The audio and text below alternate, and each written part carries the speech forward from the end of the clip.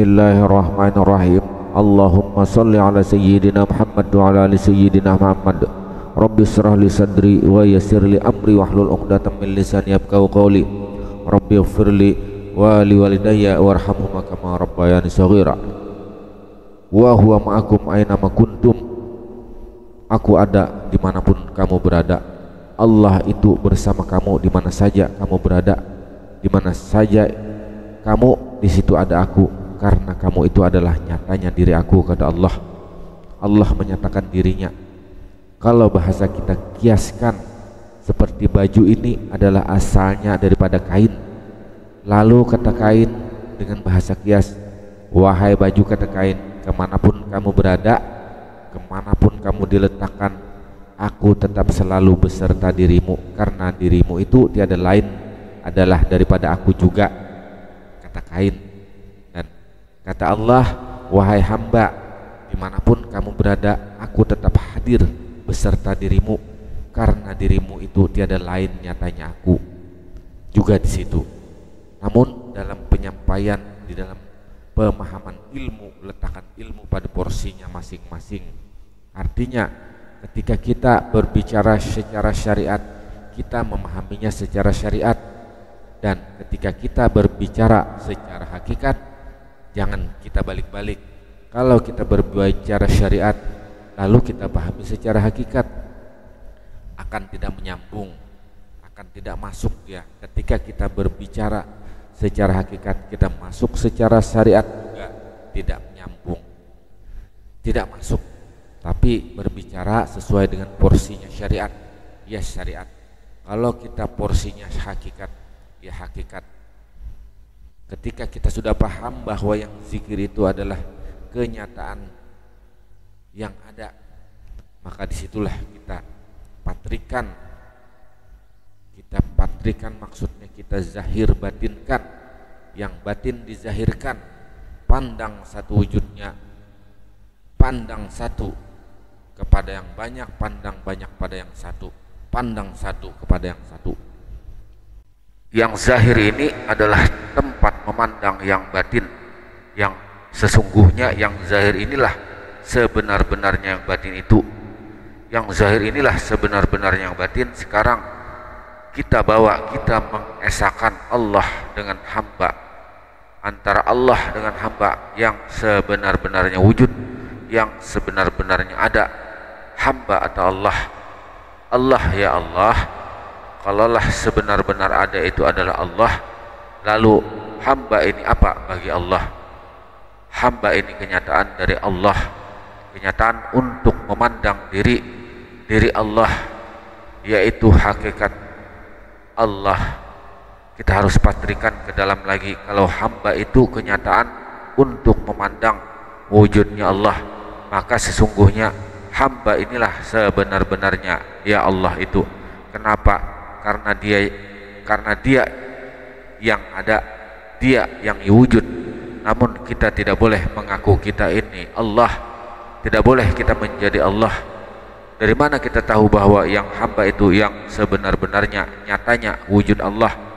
Allah bukakan rahasia diri hamba itu. Al insanu sirri wa ana sirruhu wa sirru wa sifati la ghairi. Insan itu adalah rahasiaku dan rahasia itu adalah sifatku. Sifat itu tiada lain daripada aku. Kalaulah insan itu tiada lain adalah aku, kata Allah, maka sesungguhnya insan itulah sebenar-benarnya nyatanya aku. Jadi yang insan itu aku, Allah yang menjelaskan insan itu aku. Bukan kita yang mengatakan ya Allah itu insan, tapi Allah yang menjelaskan bahwa insan itu aku. Dan akulah sebenar-benarnya yang nyata pada insan itu, karena akulah sebenar-benarnya yang menjadikan insan itu, yang menjadikan insan Allah, yang menjadikan insan itu ya Allah tadi. Itulah cara mempatrikannya, meyakinkannya. Karena kita mengesahkan, maka ketika kita sudah bisa mengambil kesimpulan sementara untuk memahaminya, maka apa kata Allah kepada Muhammad? Ini hadis qudsi. Berhentilah engkau yang mengaku hai Muhammad yang sholat, berhentilah engkau ya Muhammad yang mengaku engkau yang berdiri di dalam sholat, yang ruku di dalam sholat, yang sujud di dalam sholat, berhentilah pengakuanmu itu, yang duduk di dalam sholat, yang berdoa di dalam sholat, yang berzikir di dalam sholat. Sebenarnya akulah sebenarnya Tuhanmu yang berdiri, sebenarnya akulah yang ruku, yang sujud di dalam sholat itu. Karena tidak ada siapa-siapa, maka dirimu itu nyatanya akulah sebenar-benarnya yang wujud pada dirimu. Karena aku itulah yang jadi dirimu, yang dirimu itu tiada lain daripada aku, tidak ada siapa-siapa di situ. Apabila sudah makam ini sudah sampai kepada makam wahid, namanya makam kesatuan, coba ini kita pahami, makam wahid itu makam tidak ada yang terpandang, tiada yang wujud lagi, melainkan yang terpandang dan wujud semata-mata pada diri ini, tiada lain adalah Allah. Untuk memandang Allah, pandanglah kepada Muhammad, yang Muhammad itu yang dipanggil, yang disebut dengan hamba. Untuk memandang Allah, lihatlah kepada Muhammad. Muhammad itulah yang disebut panggilannya sebagai hamba. Kenapa? Untuk memandang Allah, kita lihat kepada Muhammad, karena Muhammad itu tiada lain nyatanya diri Allah.